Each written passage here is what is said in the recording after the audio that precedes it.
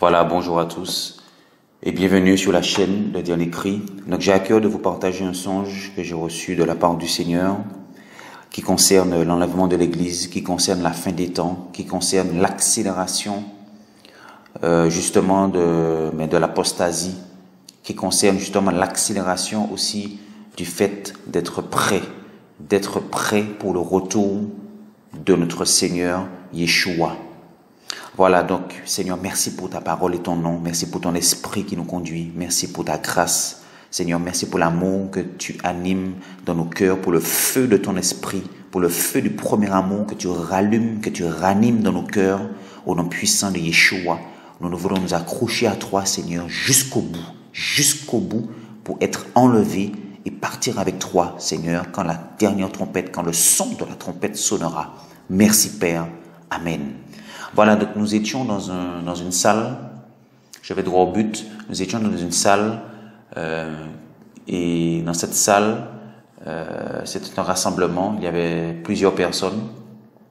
Nous attendions à, effectivement, il y a un prédicateur qui devait intervenir, un prédicateur connu, je tairai son nom.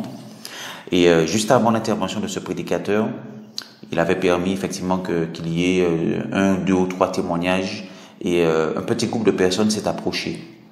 Et donc, les témoignages s'enchaînaient les uns après les autres. Mais on s'est vite aperçu, au cours de ces témoignages, que non seulement l'ambiance, mais la consistance même des témoignages, c'était léger. C'était de la nourriture légère. On ne comprenait pas trop. Il y avait une certaine confusion.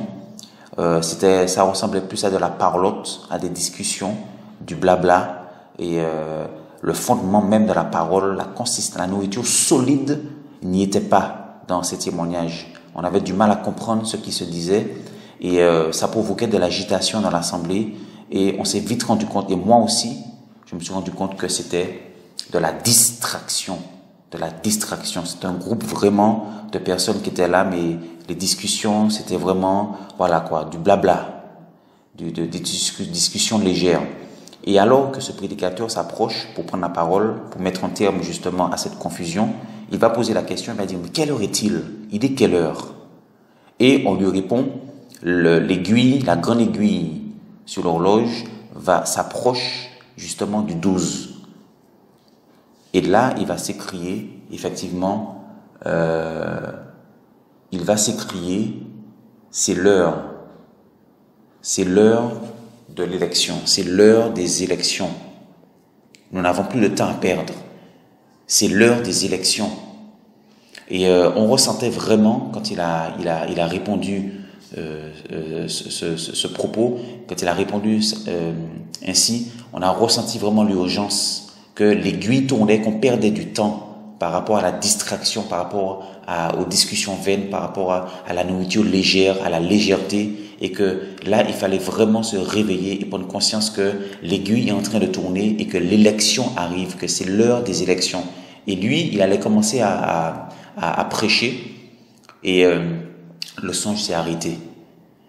Voilà. Donc, dans ce songe, il y a plusieurs aspects. Il y a l'aspect du groupe de personnes qui amenait la distraction et qui faisait perdre du temps vraiment aux chrétiens, aux enfants du Seigneur, qui voulaient vraiment s'accrocher et avancer avec le Seigneur. Et en même temps, il y a l'horloge qui tourne, l'heure qui approche, qui s'accélère, et le fait que c'est le choix, c'est l'élection, c'est la période des élections, de l'élection. Et il y a un passage qu'on peut prendre en Matthieu 22, verset 14. C'est dans la parabole de Matthieu 22, la parabole des noces. Car il y a beaucoup d'appelés, mais peu d'élus. Il y a beaucoup d'appelés, mais peu d'élus. Et vous allez voir que dans les Écritures, dans la parole, on va retrouver parfois, et même souvent, élus, les élus. Voilà, les élus. Et en fait, ici, nous allons prendre le lexique biblique et nous allons voir quelque chose de très intéressant. Donc, Matthieu 22, verset 14. Alors, quand on clique sur élu, nous voyons que la définition, c'est eklétos, qui veut dire cueilli, choisi, élus. Alors ça, c'est très intéressant. Donc, il y a beaucoup d'appelés, mais peu d'élus. Ou peu qui seront cueillis, en fait. Donc, le Seigneur vient chercher, il dit qu'il y a beaucoup d'appelés au banquet, beaucoup d'appelés aux noces, beaucoup d'appelés au festin des noces, beaucoup d'appelés effectivement à l'alliance avec le Seigneur, beaucoup d'appelés à la réconciliation avec le Seigneur, avec la parole, avec l'évangile, mais il y a peu qui seront cueillis. Donc le Seigneur vient chercher ceux qui vont porter du fruit, parce qu'on va cueillir dans un arbre les fruits qui sont mûrs ou les fruits qui sont en maturité, qui sont en processus de maturité à être bon, quoi, voilà, à manger.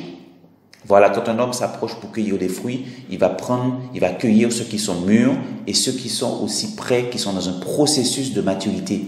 Donc le Seigneur veut dire ici que il y a beaucoup de chrétiens, beaucoup de religieux, beaucoup effectivement qui sont appelés dans les églises, dans le monde, dans les nations, mais peu d'élus. Et ça fait trembler, ça doit faire trembler. Parce qu'en fait, on voit ici que le Seigneur vient chercher, là, dans cette période d'élection, il est en train de préparer, il vient chercher les chrétiens, les disciples qui sont prêts, qui sont mûrs dans le caractère, qui sont mûrs, qui portent du fruit, le fruit de la sainteté, le fruit de l'amour, le fruit de la patience, le fruit de la justice, le fruit de la compassion, le fruit de la douceur, le fruit de la persévérance, le fruit de la justice, le fruit de la sainteté, de la pureté. Voilà, et s'il y a une parabole qui est d'actualité depuis un certain moment, dans cette fin des temps, c'est bien Matthieu 22, parce que c'est la parabole des noces. Donc, elle mérite qu'on puisse s'attarder dessus pour la méditer. On pourra revenir peut-être, si le Seigneur le permet, sur cette parabole des noces, mais elle est vraiment d'actualité. Et c'est la conclusion, elle est forte, la conclusion, elle est importante. On voit, il y a beaucoup d'appelés, mais peu d'élus. Et on va prendre aussi Matthieu 24 au verset 36, concernant l'horloge, l'heure qui tournait, parce que en fait la grande aiguille tournait vers le 12, donc je n'ai pas bien vu la précision de l'heure. Verset 36, pour ce qui est du jour et de l'heure, personne ne le sait, ni les anges des cieux, mais mon Père seul. Donc personne ne sait l'heure, ni les anges des cieux, mais mon Père seul. Verset 42, veillez donc, car vous ne savez pas à quelle heure votre Seigneur doit venir. Vous voyez, d'où cette horloge que j'ai vue, d'où cette aiguille, la grande aiguille qui s'accélérait, qui tournait rapidement vers le 12. Verset 44, c'est pourquoi vous aussi, tenez-vous prêts. Vous voyez, tenez-vous prêts, car le Fils de l'homme vient à l'heure que vous ne pensez pas. Tenez-vous prêts. Voilà l'un des messages du temps, l'un des messages vraiment importants dans cette fin des temps. Un message prophétique, c'est être prêt, se tenir prêt, être prêt pour le retour de notre Seigneur. Et là, quand on ouvre la parenthèse de être prêt, on va trouver beaucoup de choses. Donc, voilà quelques passages qui devraient nous encourager à nous réveiller, à sortir de la torpeur, de ce sommeil de la mort, de ce sommeil de